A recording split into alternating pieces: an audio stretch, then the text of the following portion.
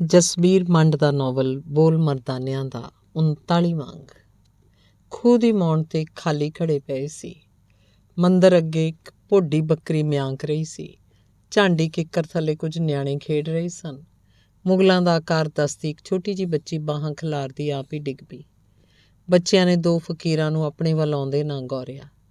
ਉਹ ਪਿੰਡ ਅੰਦਰੋਂ ਨਿਕਲਦੇ ਘੋੜਸਵਾਰ ਵੱਲ ਵੇਖ ਰਹੇ ਸਨ।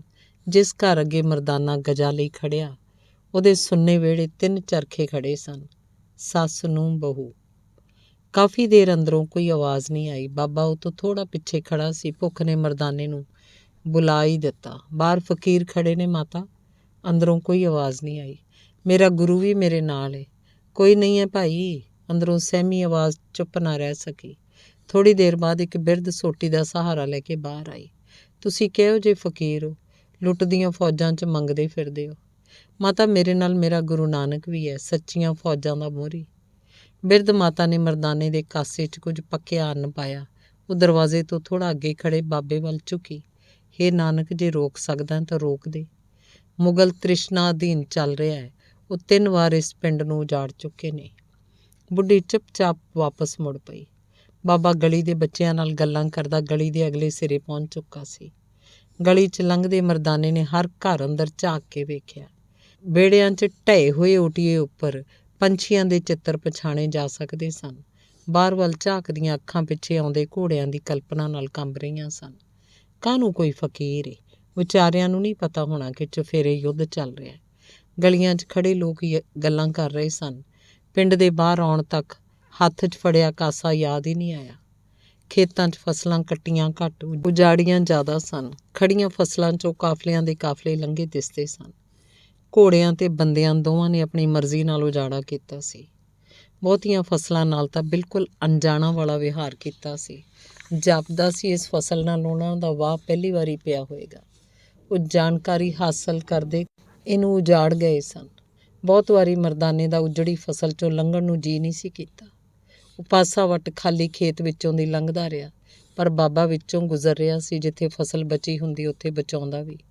ਉਹ 3 ਪੈਰ ਅਜਿਹੇ ਉਜੜੇ ਖੇਤਾਂ ਵਿੱਚੋਂ ਦੀ ਲੰਘੇ। ਬਾਬਾ, ਫਸਲਾਂ ਵੀ ਅਜੀਬ ਸ਼ੈ ਨੇ। ਪਿਛਲੀ ਦਾ ਸੋਗ ਕੀਤੇ ਬਿਨਾਂ ਫੇਰ ਉੱਗ ਪੈਂਦੀਆਂ ਨੇ। ਮਿੱਟੀ ਨੂੰ ਪੁੱਛਦੀਆਂ ਵੀ ਨੇ।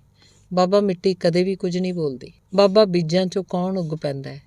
ਬਾਬਾ, ਤਲਵੰਡੀ ਦੀਆਂ ਫਸਲਾਂ ਵੀ ਪੱਕਣ ਵਾਲੀਆਂ ਹੋਣਗੀਆਂ। ਬਾਬਾ, ਜਦ ਮਿੱਟੀ ਬੀਜ ਦੀ ਮਾਂ ਬਣਦੀ ਹੈ ਤਾਂ ਪਹਿਲਾਂ ਸੁਨੇਹਾ ਕੌਣ ਸੁਣਦਾ ਹੈ? ਇਹ 3 ਪੈਰ ਪਹਿਲਾਂ ਕੀਤੇ ਸਵਾਲ ਸਨ। ਕੁਝ ਪੰਛੀ ਸਿਰਾਂ ਉੱਪਰੋਂ ਬੋਲਦੇ ਲੰਘੇ ਸਨ। ਇਸ ਤੋਂ ਬਿਨਾਂ ਕੋਈ ਹੋਰ ਆਵਾਜ਼ ਨਹੀਂ ਸੁਣੀ। ਦੂਰ ਕਿਤੇ ਡੂੰਘੀ ਜਗ੍ਹਾ ਕੁੱਤਿਆਂ ਦੇ ਭੌਂਕਣ ਦੀ ਆਵਾਜ਼ ਸੁਣੀ। ਭੌਂਕਣਾ ਪਹਾੜੀਆਂ ਨਾਲ ਇੰਨੀ ਵਾਰੀ ਟਕਰਾਉਂਦਾ, ਇਹ ਅੰਦਾਜ਼ੇ ਲਾਉਣਾ ਮੁਸ਼ਕਿਲ ਸੀ ਕਿ ਉਹ ਕਿੰਨੇ ਜ਼ਿਆਦਾ ਨੇ। ਇਹ ਕਿਸੇ ਡੂੰਘੀਆਂ ਪਹਾੜੀਆਂ 'ਚ ਘਿਰੀ ਜਗ੍ਹਾ ਹੋਏਗੀ। ਪਿੱਛੋਂ ਸਾਧਾਂ ਦੀ ਟੋਲੀ ਗੱਲਾਂ ਕਰਦੀ ਅੱਗੇ ਚੱਲਦੇ ਫਕੀਰਾਂ ਨਾਲ ਆ ਮਿਲੀ। ਤੁਰ ਤੁਰ ਕੇ ਥੱਕੇ ਲੋਕ ਸਵਾਲ ਜਵਾਬ ਦੇ ਆਖਰੀ ਪੜਾਅ 'ਤੇ ਪਹੁੰਚ ਚੁੱਕੇ ਸਨ। ਪਰ ਇਹ ਤਾਂ ਦੱਸੋ, ਜਿੱਤਿਆ ਕੌਣ? ਤੁਹਾਡੇ ਹਜ਼ਰਤ ਅਲੀ ਤੇ ਖਲੀਫਿਆਂ ਨਾਲ ਹਿੰਦੂ ਤਾਂ ਨਹੀਂ ਸੀ ਲੜੇ। ਤੁਸੀਂ ਹਿੰਦੂਆਂ ਉੱਤੇ ਜ਼ੁਲਮ ਕਿਸ ਗੱਲ ਹੀ ਕਰ ਰਹੇ ਹੋ? ਤੁਹਾਡੇ ਕੋਲ ਤਾਂ 35 ਕਰੋੜ ਦੇਵਤੇ ਨੇ, ਮਦਦ ਕਿਉਂ ਨਹੀਂ ਮੰਗ ਲੈਂਦੇ? ਇਹ ਮੱਕੇ ਮਦੀਨੇ ਦੇ ਮੁਸਲਮਾਨਾਂ ਦੀ ਗੱਲ ਨਹੀਂ ਹੋ ਰਹੀ। ਆਪਣਾ ਪਿੱਛਾ ਵੇਖ, ਸਭ ਤੇਰੇ ਵਡਾਰੂ ਖੜੇ ਦਿਸਣਗੇ। ਰਸਤਾ ਛੱਡ ਦਿਓ, ਤੁਰਕਾਂ ਵਰਗੇ ਮੁਗਲ ਆ ਗਏ ਨੇ। ਇੱਕ ਜ਼ੋਰਦਾਰ ਚੇਤਾਵਨੀ ਨਾਲ ਪੌੜਾਂ ਦਾ ਸਮੂਹ ਕੋਲ ਆਉਂਦਾ ਸੁਣਿਆ। ਸਵਾਲ ਜਵਾਬ ਵਿੱਚ ਉਲਝੀਆਂ ਦੋਵੇਂ ਧਿਰਾਂ ਝਾੜੀਆਂ ਝਿੜੀਆਂ 'ਚ ਜਾ ਵੜੀਆਂ। ਲੁਕੇ ਹੋਏ ਲੋਕ ਦੋ ਰਾਹੀਆਂ ਦੀ ਬੇਅਕਲੀ ਦਾ ਨਤੀਜਾ ਵੇਖਣ ਲਈ ਝਾੜੀਆਂ 'ਚੋਂ ਵੇਖਣ ਲੱਗੇ। ਜਿੰਨੀ ਉਮੀਦ ਸੀ ਉਸ ਨਾਲੋਂ ਵੀ ਜ਼ਿਆਦਾ ਘੋੜਸਵਾਰਾਂ ਦਾ ਕਾਫਲਾ ਲੰਘਦਾ ਦਿਸਿਆ। ਲੁਕੇ ਚਿਹਰਿਆਂ ਨੇ ਪੌੜਾਂ ਦੇ ਸਮਾਨ ਅੰਤਰ ਰਬਾਬ ਵੱਜਦੀ ਸੁਣੀ। ਉੱਡਦੀ ਧੂੜ ਦੂਰ ਲੰਘ ਗਈ ਸੀ। ਇੱਕ ਇੱਕ ਕਰਕੇ ਸਾਧੂ ਫਕੀਰ ਬਾਹਰ ਨਿਕਲਣ ਲੱਗੇ। ਮਰਦਾਨੇ ਨੇ ਵੇਖਿਆ ਪੂਰਾ ਸਮੂਹ ਉਹਨਾਂ ਨਾਲ ਮਿਲਣ ਦੀ ਕੋਸ਼ਿਸ਼ ਕਰ ਰਿਹਾ ਸੀ। ਸਾਹਮਣੇ ਇੱਕ ਢਹੇ ਮੰਦਰ ਅੱਗੇ ਇੱਕ ਸੂਫੀ ਨੱਚਦਾ ਦਿਸਿਆ। ਕੁਝ ਘੋੜਸਵਾਰ ਰੁਕ ਕੇ ਉਹਨੂੰ ਸਵਾਲ ਪੁੱਛ ਰਹੇ ਸਨ। ਸੁੰਨੀ ਜਗ੍ਹਾ, ਢਹੇ ਹੋਏ ਮੰਦਰ ਤੋਂ ਘੋੜੇ ਉੱਚੇ ਸਨ। ਜਦੋਂ ਕੋਲ ਪਹੁੰਚੇ ਘੋੜਸਵਾਰ ਜਾ ਚੁੱਕੇ ਸਨ। ਸੂਫੀ ਨੱਚਦਾ ਟੁੱਟੇ ਬੁੱਤਾਂ ਨੂੰ ਛੂੰਹਦਾ ਤੇ ਘੁੰਮਵਾਂ ਨਾਚ ਕਰਨ ਲੱਗਦਾ। ਫਿਰ ਇੱਕ ਸਮੂਹ ਨੂੰ ਖੜਾ ਵੇਖ ਕੇ ਉਹ ਬੋਲਿਆ, ਕੀ ਵੇਖਦੇ ਹੋ? ਕਦੇ ਫਕੀਰ ਨੱਚਦੇ ਨਹੀਂ ਵੇਖੇ? ਸੁਣ ਕੇ ਬਾਬਾ ਬੈਠ ਗਿਆ। ਤੁਸੀਂ ਘੋੜਸਵਾਰਾਂ ਨੂੰ ਕੋਈ ਉੱਤਰ ਕਿਉਂ ਨਹੀਂ ਦਿੱਤਾ? ਇੱਕ ਬਜ਼ੁਰਗ ਸਾਧੂ ਉਹਦੇ ਨਜ਼ਦੀਕ ਪਹੁੰਚਿਆ। ਪੱਥਰਾਂ ਨੂੰ ਕਾਹਦਾ ਉੱਤਰ? ਬੁੱਤਾਂ ਕੋਲ ਤਾਂ ਫਿਰ ਨੈਣ ਨਕਸ਼ ਹੁੰਦੇ ਨੇ। ਉੱਚੀ ਉੱਚੀ ਹੱਸਿਆ ਤੇ ਫਿਰ ਉਹਦੀ ਨਜ਼ਰ ਬਾਬੇ ਵੱਲ ਘੁੰਮੀ। ਕੁਛ ਦੇਰ ਬਾਅਦ ਉਹ ਸਾਹਮਣੇ ਆ ਕੇ ਬੈਠ ਗਿਆ। ਜੰਗ ਵੱਲ ਜਾ ਰਹੇ ਹੋ? ਆਪਣੇ ਮਾਰਗ ਤੋਂ ਜਾਣੂ ਹਾਂ। ਦੋਵੇਂ ਹੱਸ ਪਏ। ਕੁਝ ਪਲਾਂ ਲਈ ਰੁਕੇ, ਇੱਕ ਪੈਰ ਲਗਾ ਦਿੱਤਾ। ਪਾਲੀਆਂ ਨੇ ਡੰਗਰਾਂ ਦੇ ਗਲਾਂ ਦੀਆਂ ਟੱਲੀਆਂ ਖੋਲ੍ਹ ਦਿੱਤੀਆਂ ਸਨ। ਸੁੰਨੇ ਚੁੱਪਚਾਪ ਤੁਰਦੇ ਡੰਗਰਾਂ ਦੇ ਵੱਗਾਂ ਕੋਲ ਹੁਣ ਨਿਸ਼ਾਨੀ ਲਈ ਸਿਰਫ ਧੂੜ ਸੀ। ਦੂਰ ਕਿਸੇ ਪਿੰਡ ਦੀ ਗੜੀ ਦਾ ਉੱਪਰਲਾ ਢਹਿਆ ਛੱਜਾ ਦਿਸਣ ਲੱਗਾ। ਸਾਰਾ ਦਿਨ ਘੁੰਮ ਕੇ ਥੱਕੇ ਹਾਰੇ ਡੰਗਰ ਉਸੇ ਪਿੰਡ ਵੱਲ ਮੁੜ ਰਹੇ ਸਨ, ਪਰ ਪਾਲੀ ਉੱਧਰੋਂ ਜਾਣ ਤੋਂ ਰੋਕ ਰਿਹਾ ਸੀ। ਸੂਰਜ ਥੱਲੇ ਵੱਲ ਖਿਸਕ ਰਿਹਾ ਸੀ। ਡੰਗਰਾਂ ਦੇ ਸਿੰਗਾਂ ਦੇ ਰੰਗ ਵਰਗੀ ਸਲੇਟੀ ਸ਼ਾਮ ਹੌਲੀ ਹੌਲੀ ਗੂੜ੍ਹੀ ਹੋ ਰਹੀ ਸੀ। ਪਿੰਡ ਦੇ ਬਾਹਰ ਸਭ ਤੋਂ ਪਹਿਲਾਂ ਰਸਤੇ ਉੱਤੇ ਉਹ ਗੜੀ ਆਈ। ਉਹਦੇ ਸਾਹਮਣੇ ਮਸਜਿਦ ਅੱਗੇ ਇੱਕ ਸਾਬਤ ਬੁੱਤ ਮੁੱਧਾ ਪਿਆ ਸੀ। ਕਈ ਦਿਨਾਂ ਬਾਅਦ ਕੋਲੋਂ ਲੰਘਦੇ ਅਜਨਬੀਆਂ ਨੂੰ ਵੇਖ ਮਸਜਿਦ ਦੀ ਚਾਰਦੀਵਾਰੀ ਉੱਪਰੋਂ ਕੁਝ ਪੰਛੀ ਉੱਡ ਗਏ। ਕੁਝ ਉੱਡਣ ਦੀ ਤਿਆਰੀ 'ਚ ਅੱਧ ਖੁੱਲ੍ਹੇ ਖੰਭ ਲੈ ਕੇ ਬੈਠੇ ਰਹੇ। ਗੜੀ ਦੇ ਸਭ ਦਰਵਾਜ਼ੇ ਬਾਰੀਆਂ ਖੁੱਲ੍ਹੇ ਪਏ ਸਨ। ਆਪਣੀ ਸੁੰਨਸਾਨ ਇਕੱਲਤਾ ਨਾਲ ਗੜੀ ਦਾ ਇਹ ਪਹਿਲਾ ਦਿਨ ਨਹੀਂ ਸੀ ਜਾਪਦਾ। ਸਿਰਫ ਉੱਪਰਲੇ ਛੇਜੇ ਦਾ ਅਖੀਰਲਾ ਹਿੱਸਾ ਮਾਸ ਵਾਂਗ ਲਟਕਦਾ ਡਿੱਗਣ ਲਈ ਛਟਪਟਾਉਂਦਾ ਦਿਸ ਰਿਹਾ ਸੀ। ਅੱਗੇ ਪਿੰਡ ਦਾ ਖੂਹ ਦਿਸਣ ਲੱਗਾ। ਉਹਦੇ ਸਾਹਮਣੇ ਇੱਕ ਖੰਡਰ ਹੋਈ ਇਮਾਰਤ ਵਿੱਚ ਕਿਤੇ ਕਿਤੇ ਮੰਦਰ ਦੀਆਂ ਨਿਸ਼ਾਨੀਆਂ ਦਿਸਣ ਲੱਗੀਆਂ। ਮਰਦਾਨੇ ਨੇ ਵੇਖਿਆ ਬਾਬਾ ਉਸ ਤਰਫ ਹੀ ਜਾ ਰਿਹਾ ਸੀ। ਹਾਲੇ ਤੱਕ ਪਿੰਡ ਅੰਦਰੋਂ ਕੋਈ ਆਵਾਜ਼ ਨਹੀਂ ਸੀ ਸੁਣੀ। ਮੰਦਰਾਂ ਦੇ ਢਏ ਕਲਸ ਤਾਂ ਅੱਜ ਸਾਰਾ ਦਿਨ ਵੇਖੇ ਸਨ। ਚਾਰ ਦੀਵਾਰੀਆਂ ਵੀ ਡਿੱਗੀਆਂ ਦਿਸਦੀਆਂ ਰਹੀਆਂ, ਪਰ ਇਸ ਤਰ੍ਹਾਂ ਮੂਰਤੀਆਂ ਦੇ ਸਮੂਹ ਨੂੰ ਜੰਗੀ ਸਿਪਾਹੀਆਂ ਵਾਂਗ ਡਿੱਗਿਆ ਨਹੀਂ ਸੀ ਵੇਖਿਆ। ਮੰਦਰ ਦੇ ਵਿਹੜੇ 'ਚ ਵੜਦੇ ਬਾਬੇ ਨੂੰ ਵੇਖ ਕੇ ਮਰਦਾਨੇ ਦਾ ਜੀ ਕੁਝ ਦੇਰ ਰੁਕਣ ਨੂੰ ਕੀਤਾ।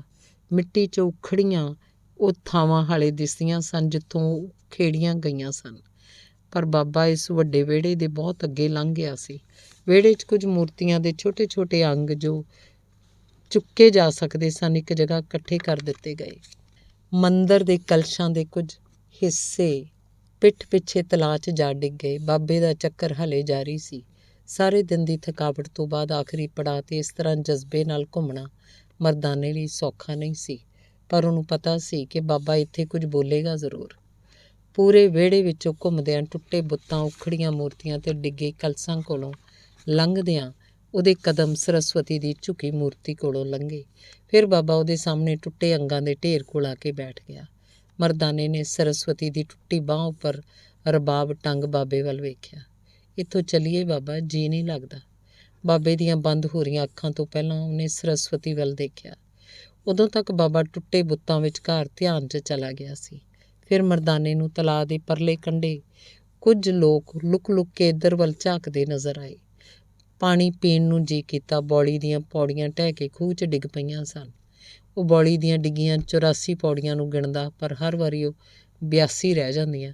ਸ਼ਾਇਦ 2 ਨੂੰ ਖੂਹ ਦਾ ਪੱਤਣ ਡਕਾਰ ਗਿਆ ਸੀ। ਬਾਬੇ ਨੇ ਮੰਦਰ ਦੇ ਵਿਹੜੇ 'ਚ ਅੱਗ ਬਾਲ ਲਈ ਸੀ। ਉਹ ਗਜ਼ਾ ਵੀ ਕਰ ਲਿਆਇਆ ਸੀ। ਬਾਬੇ ਦੀ ਬਾਲੀ ਅੱਗ ਦੇ ਚਾਨਣ 'ਚੋਂ ਉਹਨੇ ਸਰਸਵਤੀ ਦੀ ਬਾਂਹ ਉੱਪਰੋਂ ਰਬਾਬ ਉਤਾਰੀ। ਬਾਬਾ, ਕਿੱਥੋਂ ਸ਼ੁਰੂ ਕਰਾਂ? ਇੱਕ ਹੰਝੂ ਰਬਾਬ ਦੀ ਤਾਰ 'ਤੇ ਡਿੱਗਿਆ ਉੱਥੇ ਅਟਕ ਗਿਆ। ਕਈ ਦਿਨਾਂ ਬਾਅਦ ਮੰਦਰ 'ਚ ਟੁੱਟੀਆਂ ਮੂਰਤੀਆਂ 'ਚ ਬੈਠੇ ਹਨੇਰੇ ਦੀ ਜਗ੍ਹਾ 2 ਸਾਬਤ ਸਬੂਤੇ ਸਰੀਰ ਹਿਲਦੇ ਦਿਸੇ। ਹੈਰਾਨੀ ਇਸ ਕਰਕੇ ਸੀ ਕਿ ਇੱਕ ਹਿੰਦੂ ਜਾਪਦਾ ਸੀ, ਦੂਜਾ ਮੁਸਲਮਾਨ। ਇੱਕ ਸਾਜ਼ ਵਜਾ ਰਿਹਾ ਸੀ, ਦੂਜਾ ਗਾ ਰਿਹਾ ਸੀ। ਘੱਟੋ ਘੱਟ ਖਤਰੇ ਤੋਂ ਬਾਹਰ ਦਾ ਮਿਲਣ ਦਿਸਦਾ ਸੀ। ਝਿੜੀਆਂ ਵਿਚਲੇ ਲੋਕ ਹੌਲੀ ਹੌਲੀ ਮੰਦਰ ਵੱਲ ਖਿਸਕਣ ਲੱਗੇ। ਚੰਦ ਥੱਲੇ ਚਲਾ ਗਿਆ ਸੀ। ਖੜੇ ਲੋਕਾਂ ਨੂੰ ਆਪਣੇ ਗੁੰਮ ਹੋ ਗਏ ਪਰਛਾਵਿਆਂ ਤੋਂ ਹੈਰਾਨੀ ਹੋਣ ਲੱਗੀ। ਅਜਿਹੇ ਵੇਲੇ ਮੰਦਰ 'ਚ ਫਕੀਰਾਂ ਦਾ ਬਾਲਿਆ ਚਾਨਣ ਦਿਸਦਾ ਸੀ। ਹੌਲੀ ਹੌਲੀ ਟੁੱਟੇ ਬੁੱਤਾਂ ਦੀ ਮਹਿਮਾਨ ਨਵਾਜ਼ੀ 'ਚ ਮਹਿਫਿਲ ਸਜਣ ਲੱਗੀ। ਬੁੱਤ ਜੋ ਅੱਖਾਂ ਨਹੀਂ ਸਨ ਝਮਕਦੇ, ਸਰੀਰ ਜੋ ਅੱਖਾਂ ਖੁੱਲ੍ਹੀਆਂ ਰੱਖਣ ਦੀ ਆਦਤ ਗਵਾ ਚੁੱਕੇ ਸਨ, ਉਹਨਾਂ ਵਿਚਕਾਰ ਅੱਜ ਦੇ ਫਕੀਰ ਝੂਮ ਝੂਮ ਕੇ ਗਾਉਂਦੇ ਸੁਣ ਰਹੇ ਸਨ। ਆਏ ਲੋਕਾਂ ਨੂੰ ਪਤਾ ਹੀ ਨਹੀਂ ਲੱਗਿਆ ਕਦੋਂ ਉਹਨਾਂ ਟੁੱਟੇ ਬੁੱਤਾਂ ਦਾ ਢਾਸਣਾ ਲਾ ਕੇ ਕੀਰਤਨ ਸੁਣਨਾ ਆਰੰਭ ਕਰ ਦਿੱਤਾ ਸੀ। ਸੁੰਨੀ ਕਾਲੀ ਰਾਤ 'ਚ ਸਜੀ ਅਨੋਖੀ ਮਹਿਫਿਲ ਸਾਜ਼ ਤੇ ਆਵਾਜ਼ ਦੇ ਸੰਗਮ 'ਚ ਪੂਰੇ ਪਿੰਡ 'ਚ ਗੂੰਜ ਉੱਠੀ। ਸੈਦਪੁਰ ਦੇ ਖੇਤਾਂ 'ਚ ਡਰਨੇ ਤੋਂ ਬਿਨਾਂ ਕੋਈ ਨਹੀਂ ਸੀ ਦਿਸ ਰਿਹਾ। ਨਿਮਰ ਹੋਇਆ ਡਰਨਾ ਬੀਜ ਨਾਲ ਝੁਕ ਗਿਆ ਸੀ। ਹਾਲੀ ਆਖਰੀ ਵੇਲੇ ਸ਼ਾਇਦ ਬੀਜ ਵਾਲੀ ਝੋਲੀ ਉਹਦੇ ਗਲ ਪਾ ਕੇ ਭੱਜਿਆ ਹੋਏਗਾ। ਉਜੜੀਆਂ ਫਸਲਾਂ 'ਚ ਝੁਕਿਆ ਡਰਨਾ ਹੁਣ ਪੈਰਾਂ ਥੱਲੇ ਵੇਖ ਸਕਦਾ ਸੀ। ਦੂਰੋਂ ਦਿਸਦੇ ਸੈਦਪੁਰ 'ਚੋਂ ਖੱਚਰਾਂ, ਘੋੜੀਆਂ, ਊਠਾਂ ਤੇ ਲੱਦਿਆ ਸਮਾਨ ਹੌਲੀ ਹੌਲੀ ਬਾਹਰ ਨਿਕਲਦਾ ਦਿਸ ਰਿਹਾ ਸੀ। ਉਹਨਾਂ 'ਚ ਕਦੇ ਕਦੇ ਕੋਈ ਘੋੜ ਸਵਾਰ ਦਿਸਦਾ, ਕਦੇ ਸੂਰਜ ਦੀ ਚਮਕ ਨਾਲ ਊਠਾਂ 'ਤੇ ਪੁੱਠੀਆਂ ਲਟਕਦੀਆਂ ਪਿੱਤਲ ਦੀਆਂ ਮੂਰਤੀਆਂ ਦਾ ਝਲਕਾਰਾ ਪੈਂਦਾ। ਸੈਦਪੁਰ ਵੱਲ ਪੈਦਲ ਜਾਣ ਵਾਲੇ ਸਿਰਫ ਇਹ ਦੋਵੇਂ ਹੀ ਸਨ। ਸੁੰਨੇ ਪਏ ਰਸਤਿਆਂ 'ਚ ਟੁੱਟੇ ਹੋਏ ਆਕਾਰਾਂ ਦੇ ਹਿੱਸੇ ਪਏ ਸਨ, ਜਿਨ੍ਹਾਂ ਨਾਲੋਂ ਕੀਮਤੀ ਸਮਾਨ ਤੋੜ ਕੇ ਇਹਨਾਂ ਰਾਹਾਂ 'ਚ ਸੁੱਟ ਦਿੱਤਾ ਗਿਆ ਸੀ। ਕੱਲ੍ਹ ਰਾਤ ਪੈਣ ਵੇਲੇ ਹੀ ਬਾਬੇ ਨੇ ਦੱਸਤਾ ਸੀ, ਮਰਦਾਨਿਆਂ, ਆਪਾਂ ਸੈਦਪੁਰ ਸੰਢਿਆਲੀ ਵੱਲ ਜਾ ਰਹੇ ਹਾਂ। ਪੂਰਾ ਦਿਨ ਬਰਬਾਦ ਹੋਏ ਪਿੰਡਾਂ ਕਸਬਿਆਂ ਕੋਲੋਂ ਲੰਘਦਿਆਂ ਗੁਜ਼ਰਿਆ।